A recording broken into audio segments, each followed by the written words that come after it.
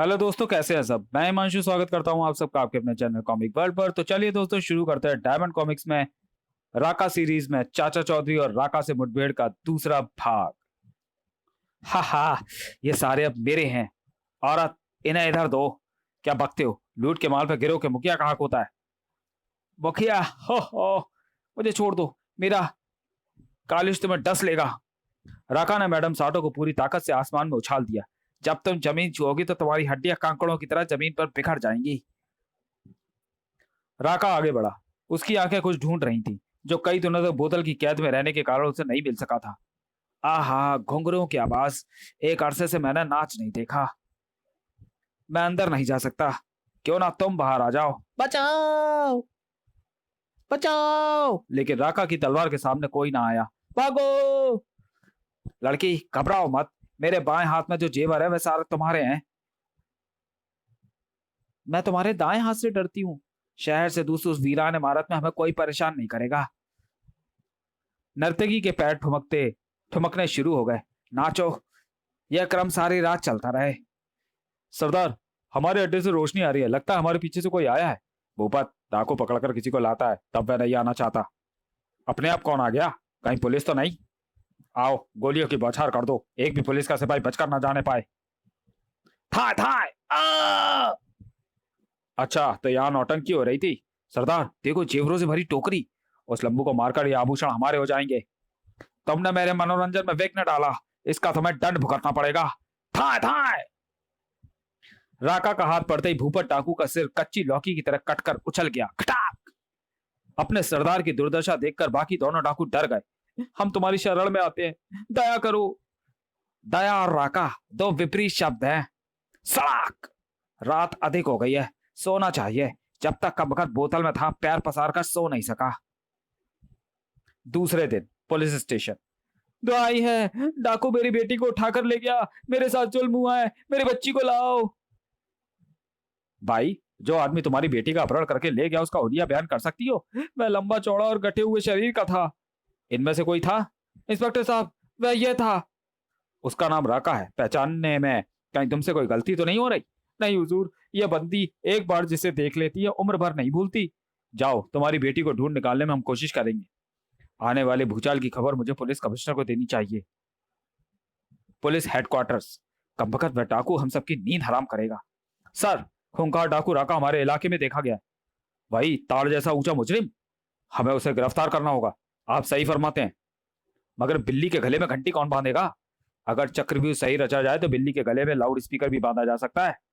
हमारा खुफिया विभाग पता लगाएगा कि राका कहाँ है और हेलीकॉप्टर स्क्वाड उसे गिरफ्तार करेगा। सूरज काफी चढ़ आया है, मैं देर तक सोता रहा। बाहर जाकर खाने का इंतजाम करना चाहिए। हेलीकॉप्टर स्क्वाड, वह देखो मुजरिम, उसका पीछा करो। या पुलिस के कबूतर कहां से आ गए? इनके शोर से मेरे कानों के पर्दे फटे जा रहे हैं। वह घबरा गया है, नीचे की उड़ान भरो। मगर जो ही हेलीकॉप्टर नीचे आया, राका ने एक बड़ा पत्थर उठाकर उसे दे मारा। कॉप्टर की स्क्रीन टूट गई और वह दूर जाकर क्रैश हो गया। दूसरा हेलीकॉप्टर अब भी राका के पीछे लगा था। वह दूसरा पत्थर उठाने की कोशिश में, इससे पहले उसे धर दबोचो। हेलीकॉप्टर से एक लोहे की जंजीर गिरी। उसने राका को लपेट लिया। काफी भारी है, इसे ले चलो। वह देखो, हेलीकॉप्टर से बंधा एक बड़ा आदमी जा रहा है। राका को ले जाकर मजबूत दीवारों की जेल में डाल दिया गया। मैं तुम्हें जिंदा नहीं छोड़ूंगा। ऊपर खुला आसमान है, लेकिन मैं जेल की ऊंची दीवारें फाड़ नहीं सकता। यह दरवाजा मजबूत है, इसे तोड़ा नहीं जा सकता। मेरी जेब में जेवर है, शायद वे मेरी रिहाई में मदद करें। तभी जेल के बाहर पहरा दे रहे सिक्योरिटी गार्ड ने कहा, सोने का हार, वो मेरे लिए है। जो ही गार्ड पास आया, बड़े हाथ ने उसे दबोच लिया। थाए। चाबी निकालो। चाबी मेरे हाथ आ गई। अब मैं दरवाजा खोलकर बाहर निकल सकता हूँ। खतरे का सायरन बज उठा। उसे चारों तरफ से घेर लो, कैदी भागने ना पाए। चूहों, अब मेरे रास्ते में कोई रुकावट नहीं आ सकती। थाए थाए थाए। गश्त लगाती हुई जीप के सैनिकों ने राका पर गोलियां चलाई। उसके हाथ जीप को पकड़ने के लिए आगे बढ़े। राका ने जीप को उठाकर पूरे जोर से फेंक दिया। दूसरे दिन राका द्वारा कत्लेआम। खूंखार डाकू राका ने कई घर तबाह किए। राका द्वारा कत्लेआम। ठीक है चाचा जी, आप उदास दिखाई दे रहे हैं, क्या कोई बुरी खबर है? साबू, राका किसी तरह बाहर आ गया है और उसने तबाही मचा दी है। तो मैं उसे बोतल में बंद करके दोबारा जमीन में दफना दूंगा। तुम्हारा कहना सही है, लेकिन यह काम इतना आसान नहीं है। उस जादुई बोतल को ढूंढना होगा।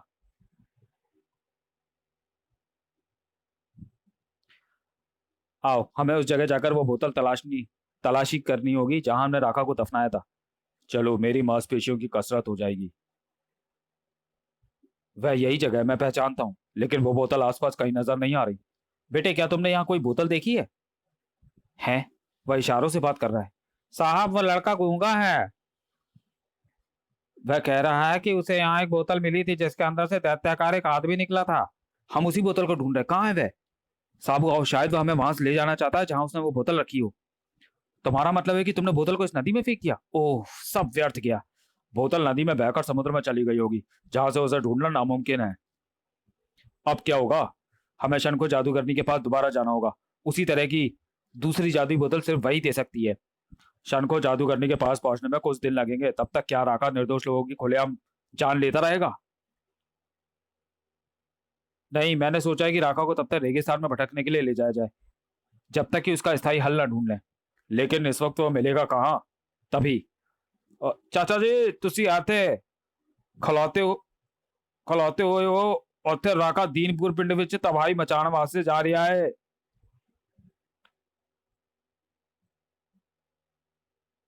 अटमन सिंह, राका तुम्हें कहाँ दिखा? हाईवे ते। अगर मैं ट्रक तेज ना दौड़ांदा ते ओ पैंडा डाकू तलवार नाल मेरा गला काट देंदा। एक दिन के लिए मुझे तुम्हारा ट्रक चाहिए। तुम मेरी कार ले जा सकते हो। बोरे लदने ने आओ समझ ले। ट्रक लेकर चाचा चौधरी और साबू दीनपुर की तरफ चल दिए। उधर, अरे मुझे ना मारना, नहीं तो तुम्हारा महामंत्री कौन बनेगा? तुम। मुझे दीनपुर के लोग चोटी पंडित कहते हैं। मुझे पता था कि तुम इधर आओगे, इसलिए मैंने तुम्हारे लिए चोगा और मुकुट बनवा कर रखा था। इसे पहनो और राजा बनो। सचमुच तुम अकलमंद आदमी लगते हो चोटी पंडित। आज से इस गांव के हम राजा हैं और तुम महामंत्री। महाराज राका की जय हो। जिस तरह उज्जैन का राजा विक्रमादित्य इंसाफ करता था, उसी तरह महाराज राका का भी दरबार लगेगा। मैं लोगों को लाता हूँ। दीनपुर वासियों, आओ, राका महाराज तुम्हारे सारे झगड़े चुटकी मारते ही सुलझाएंगे। सज्जनों, ये हमारा सौभाग्य है कि राका जी ने हमारा राजा बनना स्वीकार कर लिया है। महाराज बहुत इंसाफ पसंद है। अपने विवाद इन्हें सुनाइए, ये फैसला करेंगे। महाराज, मैं शंभू हूँ और ये मेरा भाई जम्बू है। इसकी 3 एकड़ जमीन थी, पर ये आलसी था। मैंने इसकी जमीन पर मेहनत करके खेती की। अब जब फसल तैयार हो गई तो ये उस पर अपना हक जमाता है। आप इंसाफ करिए। सारे खेत में आग लगा दो, झगड़े की जड़ी खत्म हो जाएगी। हा हा हो। महाराज, ये मेरा पड़ोसी नथु है। कल इसके कुत्ते ने मुझे काट लिया। फरियादी, आज तुम इसके कुत्ते को काट लो, हिसाब बराबर। हो। जाने कहां से आया जोकर राजा। शादी में रोए लोग, दुख में बाजे बाजा। लड़की, तुमने राका की खिल्ली उड़ाई। माँ, मैं तुम्हें आसमान में उछालता हूँ। जब तुम जमीन पर गिरोगे तो हमेशा के लिए चुप हो जाओगी। मेरी बेटी को बचाओ। तो चलिए दोस्तों, वीडियो को यहीं समाप्त करते हैं और मिलते हैं चाचा चौधरी और राका से मुठभेड़ के तीसरे और अंतिम भाग में अगले वीडियो में। तब तक के लिए धन्यवाद।